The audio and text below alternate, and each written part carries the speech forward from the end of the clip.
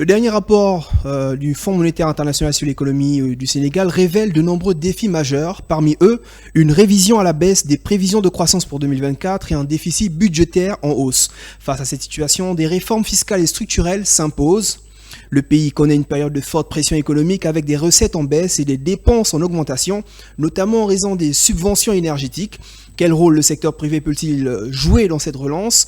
Comment gérer la dette publique tout en stimulant la croissance? Notre invité Babacar Diagne, président du Conseil des entreprises du Sénégal, CEDES, nous apportera des réponses sur ces enjeux et les réformes. Monsieur Babacar Diagne, bonjour et bienvenue sur le plateau de Sénéweb TV. Merci.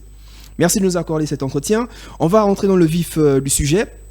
Le Sénégal traverse actuellement une période de tension économique marquée par une baisse des recettes et une augmentation des dépenses. Quelles sont selon vous les principales causes de cette détérioration budgétaire, Monsieur Ndiaye? Oui, merci beaucoup. Je pense que c'est un grand plaisir de trouver des réponses idoines à ces questions que je trouve déjà pertinentes pour l'homme. Alors, c'est vrai le Sénégal est en train de passer à un environnement des affaires qui n'est pas très reluisant pour créer l'épanouissement du secteur privé. On note une baisse considérable des recettes fiscales et des recettes douanières. On note aussi une augmentation des déficits et de l'augmentation des dépenses.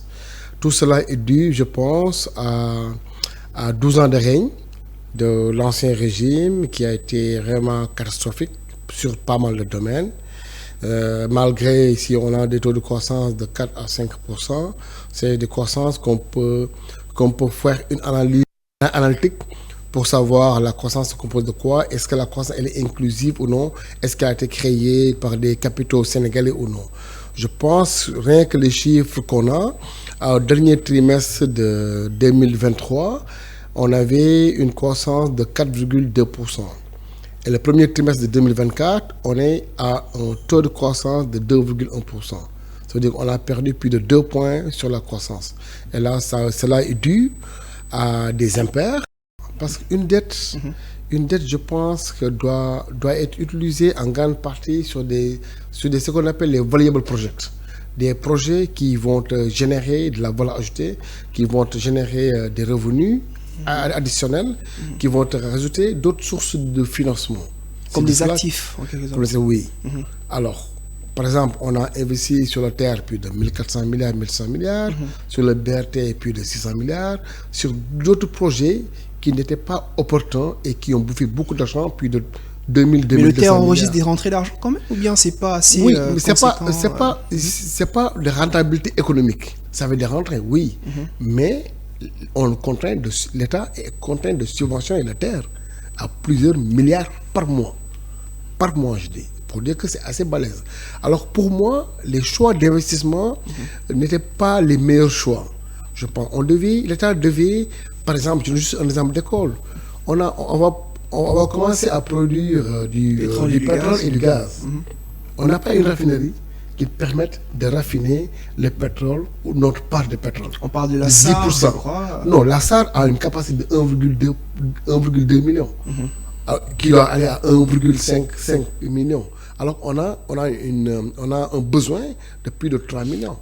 Alors on devait penser, par exemple, à mettre en place une raffinerie 2.0 qui permettra au moins de raffiner les 10% qu'on a, c'est 10 000 barils par jour. Par le mois, ça peut être énorme. Par l'année, c'est plus de 4 millions de barils. Et là, ça pourrait permettre non seulement de répondre aux besoins nationaux déjà, à la consommation nationale, mais de développer aussi les chaînes de valeur sur la pétrochimie. Alors là, c'est des investissements rentables et toute la chaîne de valeur pourrait créer des valeurs ajoutées et créer une masse critique qui permette à l'État de faire face aux autres dépenses. Dans le même sillage, le gaz aussi. On devait investir sur le port méthanier, par exemple. On n'en a pas. À Saint-Louis, c'est la raison pour laquelle toute la production de gaz a été vendue. Tu peux imaginer un peu. Toute la production a été vendue parce qu'on n'a pas de port méthanier qui te permet de stocker le gaz. Alors ça, ce sont des projets dont le Sénégal avait pour besoin, pays qui envisage d'être un exportateur de pétrole et de gaz, alors que tu n'as même pas où circuler ces produits-là. Tu n'as même pas des chaînes de valeur qui permettent d'investir sur la pétrochimie. Parce que ce n'est pas la production qui permet de gagner de l'argent, mais c'est la pétrochimie, la chaîne de valeur. C'est beaucoup d'emplois. Donc il y a tout un écosystème encore à construire. Il y a tout un écosystème à faire. Alors là, je pense que l'État devait plutôt s'orienter vers ces projets, et aussi dans l'agrobusiness aussi, il y a à faire, dans l'élevage, il y a à faire, dans la pêche, il y a à faire. C'est la raison pour laquelle nous vivons pour le moment des jeunes qui prennent le risque de se noyer, et tout s'ensuit. Ça, c'est alarmant quand même. D'accord. Alors ça, c'était la petite parenthèse dette. On revient au rapport du FMI. Comment évaluez-vous les principales conclusions du rapport du Fonds monétaire international, notamment en ce qui concerne le ralentissement de la croissance et l'augmentation du déficit budgétaire? Oui, je peux en parler parce que je fais partie des Sénégalais qui sont auditionnés à chaque année par les bailleurs de fonds quand il y a une mission au Sénégal. Dans le cadre du secteur privé, étant donné que je représente le CEDES, une branche du secteur privé des micro et des petites entreprises du Sénégal. Alors, je pense que le rapport est assez fidèle quand même, mais le rapport reflète quand même la mauvaise gestion qui a eu lieu au Sénégal depuis 12 ans, comme je l'ai dit. Comme je l'ai dit, parce que quand on est à un déficit de 7,5%, alors que le taux moyen admis par l'UEMOA est de 3%, ça pose problème. Parce que là où je vous dis les dépenses qu'on devait faire, le Sénégal, pour le moment, enregistre un déficit de plus de 80 à 90 milliards. Rien que le premier trimestre, on était à 550 milliards de déficit. Ça pose problème. Alors qu'on avait prévu un déficit 2024 à 840 milliards. Au mois de juin, on a déjà dépassé le niveau de déficit qui était prévu. Pourquoi? Parce que les charges d'exploitation, les charges de fonctionnement restent intactes. On n'a pas les recettes. On n'a pas les recettes visées pour permettre de répondre à ça. En plus de ça, il y a ce qu'on appelle les intérêts de la dette, les services de la dette, à savoir les amortissements qui est à hauteur de 152 milliards. Produire du pétrole et du gaz, donc nos ressources phares actuellement, est-ce que cela ne va pas un peu freiner les futurs investisseurs ou bien les futures entreprises désireuses de venir investir au Sénégal? Non, je ne crois pas. Je ne crois pas, parce que pour le moment, les ressources minières qu'on a, c'est en abondance de toute façon. C'est la raison pour laquelle je dis qu'on n'a pas de problème de partenaire, on a un problème de business model. C'est le business model qui n'est pas bon, qui n'est pas adapté à la réalité du Sénégal pour le moment. Et diminuer les générations, ça peut être une bonne chose. Et l'argent que tu en train de perdre, cette manne financière pourrait permettre à l'État d'investir dans les chaînes de valeur. Parce que l'État doit avoir d'autres sources de revenus additionnelles et innovantes. On ne peut pas juste se consacrer sur les impôts et la fiscalité. Ça, c'est dépassé maintenant. Les pays émergents, ils ont d'autres sources de revenus. Imaginez, juste une seule fois, que le Sénégal puisse avoir sa raffinerie 2.0. Et disent aux bailleurs, et disent aux producteurs de pétrole et de gaz que toute la production sera raffinée au Sénégal. Combien d'emplois on va créer? Combien de plus-value nous allons générer? Combien de valeur ajoutée ça devrait créer? Et ça, je pense que c'est un modèle économique dont on a besoin qui va permettre au Sénégal d'être ici au sommet. C'est ça de l'émergence pour moi. C'est créer de la richesse pour les Sénégalais et pour l'État du Sénégal. Et maintenant, ce qu'on peut gagner sur le pétrole et le gaz, c'est 4 fois plus que ce qu'on gagne sur les recettes fiscales et les recettes douanières, je pense. Ce qu'il faut faire, pour moi, c'est ça le vrai challenge. Et je pense que le gouvernement a compris ce modèle, ce modèle économique.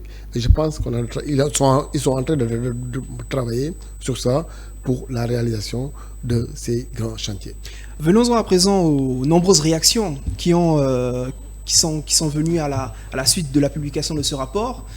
Voilà, ça se tiraille d'un camp à l'autre. Déjà, monsieur Babacar Diam, j'aimerais savoir, selon vous, à qui revient la paternité de cette situation assez désastreuse de l'économie sénégalaise? À l'ancien régime ou au nouveau régime? Vous l'avez évoqué, mais j'aimerais que vous le dites clairement, s'il vous plaît. Non, ça, c'est vraiment à l'ancien régime. S'il n'y a pas de responsabilité, à 90%, 95%, c'est à l'ancien régime. Le régime actuel, est victime de toute façon de ces conséquences. Ce sont les conséquences qu'on est en train de vivre comme ça pour le moment. Quand le président disait qu'il a hérité un pays en ruine, les chiffres le démontrent carrément. Et on a un pays en ruine, un pays où tu as 90 milliards à 110 milliards de déficit par mois, ça pose problème. Ça pose un gros problème. Par mois, je dis. Et là c'est assez compliqué, tendu, c'est chaud. Mais tout ça, je ne peux pas le faire porter à ce régime. Je pense qu'il y a beaucoup de commentaires, de désinformation, beaucoup de commentaires mal intentionnés, du moins, de la manipulation, ce qui n'est pas très joli pour un pays qui a besoin d'émergence. Il faut qu'on essaie de dépassionner le débat économique, même le débat politique. La politique ne nous fait pas vivre. Il faut que les Sénégalais maintenant commencent à apprendre à commencer à travailler. C'est le travail. Il faut continuer à travailler encore. Il faut essayer dans les logiques de création de valeur ajoutée, création de richesse, création de revenus additionnels. C'est ça qui nous fait vivre. Ce n'est pas la manipulation des chiffres, des rapports, la désinformation. Ça ne nous mène à rien. Nous tous, on est dans le même bateau. Je pense on doit prier, je fais appel à une concorde nationale, tout le monde, qu'on essaie de travailler ensemble puisque le bateau puisse arriver à port. C'est ça le salut du Sénégal, c'est ça le salut des citoyens sénégalais. Mais monsieur Diagne, loin de moi l'envie de passionner davantage ce débat ou de mettre encore de l'huile sur le feu, mais le FMI, le Fonds monétaire international, dans son rapport de juin dernier, était plutôt très optimiste pour le Sénégal et projetait même une croissance à 7,1%, en tout cas plus de 7%. Et a revu ses ambitions à la baisse dans ce dernier rapport de septembre. Mais alors, en juin dernier, c'était le nouveau régime, c'était assez reluisant. Mais pourquoi alors ce changement brusque, je peux le dire ainsi? Non, moi je pense que ce n'était pas assez illusoire parce que parce qu'on parlait quand même d'une croissance de 7% en 2024, 10%, nul n'est censé ignorer 10,1% en 2025. Que le FMI travaille sur des rapports trimestriels. En juin, il n'avait pas les rapports semestriels. Ils avaient que le rapport de janvier à mars. Et c'est déjà assez compliqué. Et on avait pensé que d'ici le mois de juin, le pétrole devait démarrer et le gaz devait démarrer. Et ça pourrait créer des ressources additionnelles permettant de faire face au déficit. Mais tel n'est pas le cas. C'est le pétrole qui a démarré au ralenti.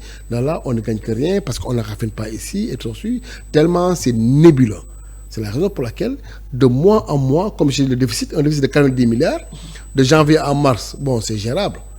C'est gérable. De mars, avril, mai, juin, ça devient compliqué. Septembre, octobre,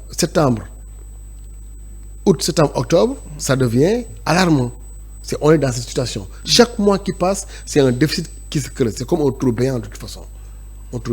Mais quand le FMI parlait au mois de juin, il n'avait pas à sa possession le rapport semestriel. Ils avaient que le rapport trimestriel, janvier, février, mars. C'est la raison pour laquelle les ambitions qu'on avait sur un taux de croissance de 7,1%, on l'a diminué à 5,8, 5,9%. Déjà. Mais ça va repartir en 2025, là où on aura un peu la maîtrise, il y a le gaz qui sera là. Pourrait-on atteindre les 10% espérés pour 2025? Oui. Moi, je pense que c'est 2025, ça sera une bonne année de relance économique. Moi, je l'espère bien. Et puis, ce qu'ils ont dit, parce que les FMI, sur le rapport, ils ont dit que vraiment, ils sont d'accord avec le gouvernement déjà sur tout ce qui approche des réductions des comptes. Parce que aussi, ça a posé un gros problème au Sénégal. La bonne gouvernance publique et privée. Et ça a été un peu la faille de gestion gabégique du Sénégal. Pendant 12 ans, on été victime de ça. Mais je pense que le FMI est d'accord sur ça. Et même les nouvelles réformes que l'État doit en train de faire, la nouvelle approche, la dynamique de souveraineté, le FMI aussi est dans ce sens-là. Mais on ne doit pas juste se contacter de FMI ou non, de toute façon. Nous devons savoir où nous allons et comment nous y allons. Et ça, je pense que c'est ça le plus important. L'idée, c'est comment les Sénégalais peuvent participer à la création de valeur ajoutée nationale. Un modèle de développement économique endogène. Où sera porté par des citoyens sénégalais. Parce que aussi ça, je vous dis, les bailleurs, oui, le FMI, la Banque mondiale, mais ils sont là pour des intérêts d'autres partenaires. C'est du business, ils font du business. Ils font des business. Mais peut-on se départir forcément de ce business-là, comme vous dites, Oui, qui s'apparente un peu à du lobbying, en fait? Oui, nous pouvons le faire, mais ce n'est pas évident pour le moment. Oui. Parce que tous les pays ont besoin d'appui additionnel. Ils ont besoin de ressources additionnelles. Peut-être certains pays, la Chine, oui, tu me diras, parce qu'ils ont pu créer une industrie, une économie très forte, très dynamique. Il faut aller dans ce sens-là, de l'industrialisation à outrance, de l'agro-business à outrance, de la pharmaceutique. Mais sur une très longue période. Ah C'est oui, une très longue tradition de... Oui, c'est un process. C'est un process. On peut se réveiller un bon matin. C'est la raison pour laquelle moi, j'ai été très mal à l'aise. 100 jours du gouvernement, on devait faire un rapport. On devait faire une évaluation des 100 jours du gouvernement. À 100 jours, tu ne peux rien faire. Même une entreprise, un GIE que tu vas créer à 100 jours, qu'est-ce que tu peux faire? La première année, c'est une perte. Deuxième année, c'est une perte. Peut-être à partir de N+2, N+3, que tu commences à réaliser des bénéfices. C'est comme un arbre fruitier quand même. Tu vas l'arroser, 2 ans, 3 ans, et ça commence à porter ses fruits. À plus forte raison, un État. À condition que les conditions climatiques soient réunies. Un État, merci beaucoup. À plus forte raison, un État. Là, c'est du sérieux, c'est du béton, c'est du PA.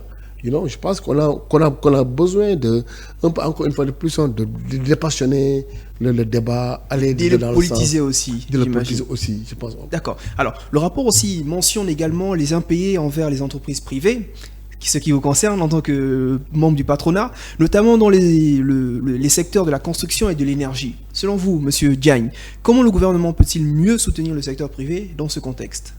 Bon, là, je pense que l'État n'a pas le choix. Moi, j'ai eu la chance d'être reçu au début par le président de la République. Et lors de notre audience, je pense qu'il nous avait dit sa mission, c'est vraiment de créer une classe moyenne assez forte du secteur privé. C'est de multiplier par 10% les milliardaires sénégalais. Et là, je pense que c'est un vœu généreux. Et là, ça veut dire que l'État est en train de faire son possible pour essayer de promouvoir le secteur privé local. Là, je pense que c'est une excellente chose. Mais force est de constater, avec encore une fois de plus les conséquences dont ce que j'ai dit, la dette intérieure, elle est colossale. C'est plus de 1300 milliards à 1400 milliards de dette intérieure due à des entreprises locales, à des entreprises sénégalaises. Si vous devez autant d'argent aux entreprises sénégalaises, la conséquence c'est quoi? C'est la perte d'emploi. Et à l'instant où nous sommes, où on a 223 000 demandeurs d'emploi par an, il n'est pas question qu'il y ait une perte d'emploi sur une entreprise. Mais l'État a hérité de ces dettes-là, qui durent depuis 2 ans, depuis 3 ans, et ça pose un problème. Mais il faut impérativement que l'État trouve des solutions adéquates de financement permettant de résorber une partie de la dette intérieure. Mais d'après le FMI, l'État du Sénégal s'est engagé fortement à partir de 2025 d'arrêter tout ce qui est les dettes impayées et la dette au niveau des entreprises sénégalaises. Ça veut dire quoi? L'État fera tout son possible que les dettes contractées à partir de 2025 seront payées à temps. Il faut impérativement aussi initier des mécanismes, par exemple, d'affacturage. Et ça permettra de payer sous huitaine les entreprises qui sont en difficulté aussi. Ça permettra un peu de donner un peu de tournus. Parce que quand une entreprise est en difficulté financière, mais c'est assez compliqué. Ça ralentit l'activité économique. Ça diminue les recettes fiscales. Ça diminue la création de valeur ajoutée. Ça diminue le PIB. Ça diminue la croissance. Tout ça, tout ce qui est bon pour l'entreprise est bon pour l'État du Sénégal. Tout ce qui est mauvais pour l'entreprise, encore vice-versa, n'est pas bon pour l'État du Sénégal. C'est la raison pour laquelle l'État a l'obligation d'accompagner son secteur privé. En parlant du secteur privé, vous parlez d'accompagnement. Un mot peut-être sur les entreprises de presse qui sont confrontées à des problèmes de trésorerie assez importantes et qui ont la corde au cou encore avec le remboursement des impôts, bien le paiement des impôts. Dans ce secteur aussi, faut-il aussi faire preuve de bienveillance envers eux, selon vous? Oui, ce n'est pas par rapport aux entreprises de presse, c'est par rapport à l'entreprise en général, au secteur privé. Moi, j'aurais suggéré que l'État puisse mettre en place des cadres de concertation fiscale, où il y aurait des comités avec les entreprises de presse, où on va discuter cas par cas de toutes les problématiques et essayer d'apporter des solutions On est dans cette dimension. Pour moi, aucune entreprise ne doit fermer à cause des problèmes de fiscalité. C'est déjà le cas pour ces entreprises de presse. Ce qui n'est pas bon, qui n'est pas bon pour le Sénégal, pour les emplois. Une entreprise ne doit pas être fermée pour des problèmes de fiscalité. On dit que toujours trop d'impôts, ça tue l'impôt. L'impôt peut tuer l'impôt aussi. Tu mets autant de pression, c'est la pondeuse. Tu mets autant de pression, tu n'auras plus de toute façon. Il faut impérativement, l'État puisse changer de paradigme, essayer de travailler en commercial, en relation publique avec les acteurs du secteur privé. C'est créer déjà un cadre de consultation, essayer de voir comment faciliter les entreprises à faire des moratoires pour payer les impôts. Même si l'État leur doit de l'argent, l'État vous dit, ok d'accord, moi je vous dois 5 milliards, vous me devez 40 milliards, je vous donne la moitié, l'autre moitié, je le dévalque sur ce que vous me devez. L'État peut le faciliter aussi l'accès au marché. Oui, la politique, il paraît que c'est arrêté dans pas mal de structures. Je pense, bon, l'État fait ça pour un moment pour voir qui est qui, les qui représente quoi, les conventions, et voilà, et tout s'en suit. Mais l'État, je pense bien, l'État ira dans une dynamique de relancer cette activité, de permettre aux entreprises de presse d'accéder au marché, mais aussi l'impôt, il faut les payer aussi. Il faut les payer. Tout le monde doit payer l'impôt. Il n'y a pas une discrimination possible parce que tu es agent de presse, parce que tu es agent de presse, mais non. Toutes les entreprises se valent de toute façon. Toutes les valeurs, c'est toujours vraiment des choses qu'ont besoin les citoyens. Un médecin qui ouvre un cabinet médical, il paye ses impôts. Alors tout le monde doit payer l'impôt. Ne pas payer l'impôt au Sénégal, c'est moins grave. Dans les pays développés, c'est un crime. Aux États-Unis, c'est des felonies. C'est un crime financier. C'est la prison directe. On ne doit pas berner avec les impôts parce que l'impôt nous permet d'être en sécurité. L'impôt nous permet une redistribution aussi. C'est pour gérer les inégalités socio-économiques d'un pays. Mais il faut un impôt réfléchi, un impôt intelligent. Et là, on a besoin de soft skills à la direction des impôts domaines pour essayer de trouver des canevas de solutions avec l'ensemble des acteurs. J'imagine que payer les impôts constitue aussi ce jalon de la souveraineté économique tant souhaitée par le Sénégal. Et on espère qu'on y arrivera. Alors, Monsieur Diagne, quel rôle stratégique voyez-vous pour le secteur privé dans le redressement pour moi, économique du pays, notamment en matière de création d'emplois et d'amélioration des infrastructures? Oui, en matière de création d'emplois, je pense que l'État aussi, moi j'appelle vraiment pour la mise en place d'un conseil présidentiel du secteur privé, si c'est possible. Et là, ce serait très intéressant. Depuis 4 ans ou 5 ans, on ne l'a pas organisé. Au début, on avait des rencontres avec le président de la République, le conseil présidentiel de l'investissement, mais ça fait 4 ans qu'on ne l'a pas fait. Je pense qu'on a besoin pour le moment, le temps idéal est maintenant qu'on puisse mettre en place un conseil présidentiel de l'investissement ou bien un conseil présidentiel du secteur privé. Je pense et permettre à tous les acteurs du secteur privé de venir quand même dire ce qu'il faut faire, comment l'État va les accompagner et comment on va développer cette symbiose, ce partenariat public-privé pour relancer l'activité économique. Et ça, je pense qu'on en a besoin et ça, c'est éminent aussi.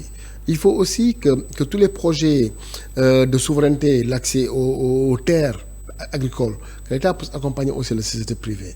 Parce que souvent, ce qu'on voyait, c'est les investisseurs étrangers qui viennent qui ont facilité l'accès à 1000 hectares, 2000 hectares, 5000 hectares, alors que les Sénégalais qui veulent investir ne peuvent pas accéder à 10 hectares, à 20 hectares. Je pense qu'il faut un changement de paradigme. L'État peut trouver les moyens, les canevas, avec des termes de référence bien clairs. Oui, avec un dispositif de monitoring sur la production dont l'État veut, par exemple, sur je veux 1 million de tonnes de blé, je veux 1,2 million tonnes de maïs, et ça, c'est des indicateurs qui permettent à tous les acteurs qui vont répondre aux termes de référence de travailler canevas dans ce canevas-là avec l'accompagnement de l'État. Il faut aussi qu'il y ait une banque qui est prête maintenant à prendre risque avec le secteur privé, parce que c'est ce qu'on n'a pas pour le moment. Les entreprises étrangères qui excellent au Sénégal sont accompagnées par leurs banques. Ils ont des Exim Bank. Mais ça, on ne l'a pas au Sénégal. Il faut impérativement aussi qu'on puisse mutualiser les nombreuses banques, institutions financières qu'on a. Je pense qu'il faut les mutualiser pour leur donner plus de tonus, plus de poids financier, permettre de faire face aux besoins de financement que rencontrent les entreprises du secteur privé. Alors, M. Diagne, vous avez là cité un peu le rôle de l'État pour le redressement de ce secteur privé, mais n'y a-t-il pas lieu aussi pour les organisations du patronat de s'uniformiser, de travailler mieux en symbiose? Je vous titille un peu là. Oui, vous avez parfaitement raison. Et ça, je pense que je vais vous envoyer le document que j'avais fait. Moi, j'ai fait, ça fait quoi, 4 ans, la plateforme du secteur privé national. C'est une plateforme qui permettra de regrouper toutes les organisations patronales. Et on aura une seule voix. Et ça permettra à C'est possible. Laisse pas la Oui, c'est utopie, parce possible. que C'est chaque possible. organisation du patronat... Non, chacun va garder penser, chacun va garder sa propre chapelle, ça, il n'y a pas de problème. Mais au moins, il y a un creuset fédératif qui est là. Il y a un immeuble qui est là, où toutes les organisations patronales sont là-bas, tous les États sont là-bas. L'État aura un seul interlocuteur. Et tous les partenariats publics-privés vont se débattre là-bas. Et l'avis de ce privé sera très important sur la signature des conventions de partenariat privé à l'État du Sénégal. Et s'il y a un investisseur étranger qui vient au Sénégal, l'investisseur passera forcément. Il n'y aura pas de conflit de positionnement. De positionnement, conflit de positionnement entre différents organismes Mais de patronat. non, il y a de la place pour tout le monde. Il y a de la place pour tout le monde. L'économie, il y a de la place pour tout le monde. On a juste besoin d'être généreux. Mais tout le monde a sa place. Tous les sociétés privées. Ce n'est pas l'histoire de patronat. Moi, je parle de société privée, en quelque sorte. Oui, c'est vrai qu'on est dans une organisation patronale, mais les acteurs, c'est les acteurs de société privée, bien sûr. Et là, je pense que c'est possible qu'on puisse aller dans ce sens-là et ça permettra d'avoir une seule voie. Et l'État aussi pourra nous accompagner à développer la diplomatie économique permettant à ces acteurs de ce privé de gagner des parts de marché hors du Sénégal. Et ça, c'est possible. Alors, le secteur privé national semble avoir du mal à être compétitif face à la concurrence internationale. On l'a vu. Quelles sont, selon vous, les principales entraves à sa compétitivité? Oui, c'est autant le problème. Il y a la pression, il y a le problème de la pression fiscale. Il y a aussi le problème de mise à niveau. Là aussi, ça pose un problème. Il y a un problème aussi de l'énergie qui coûte trop cher au Sénégal. L'énergie, ça coûte trop cher. Et même l'emploi aussi, c'est très contraignant. Imaginez-vous, je peux vous donner un exemple d'école. Moi, dans mon entreprise, on a des contrats au ministère du Travail qui durent 4 mois. 4 mois, 5 mois, ce n'est pas validé. Et ça pose problème. Tu lui demandes c'est quoi le problème, il dit qu'ils n'ont pas d'inspecteur pour la validation. Des contrats de travail qui durent 4 mois à l'inspection du travail. Comment on veut que les entreprises se formalisent alors que l'État ne met pas les ressources humaines pour ça? Et ça, je pense, c'est une problématique que l'État doit essayer de répondre carrément, rapidement, le plus rapidement possible de toute façon. Mais je pense qu'il y a toujours de la marge permettant à l'État du Sénégal de travailler en partenariat, en bonne symbiose avec le secteur privé. Je vous remercie, M. Babacar Dia. On rappelle, vous êtes le président du Conseil des entreprises du Sénégal, CEDES. Et on vous remercie pour vos éclairages fort pertinents. C'est moi.